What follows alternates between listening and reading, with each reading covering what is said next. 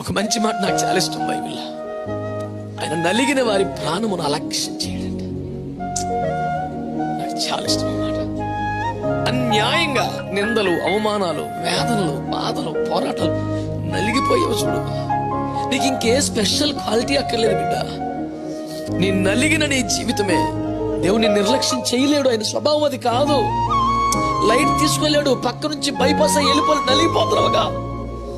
నిద్ర లేని రాత్రులు గడిపావుగా. నువ్వు చేసిన నేరం కాదు, నువ్వు చేసుకున్న పాపం కాదు. నీకు వచ్చిన శ్రమ లాంటిది, నీకు వచ్చిన కష్టం లాంటిది, నీ కుటుంబ పరిస్థితి లాంటిది. అయినా విశ్వాసం వదులుకోలేదు, ప్రభువును వదులుకోలేదు. నీవే నలిగిపోయావు. ప్రభువును వదిలిపెట్టి లోకంలోకి వెళ్ళవు. ప్రభువును సంతోషపరిచే స్థాయికి రాలేకపోతున్నావు. నలిగిపోతున్నావు నువ్వు. నా యేసయ్య స్వభావం తెలుసా? ఆయన నలిగిన వారి ప్రాణమును అలక్ష్యం చేయలేడు. అనలేడు. ఆయన వల్ల కాదు.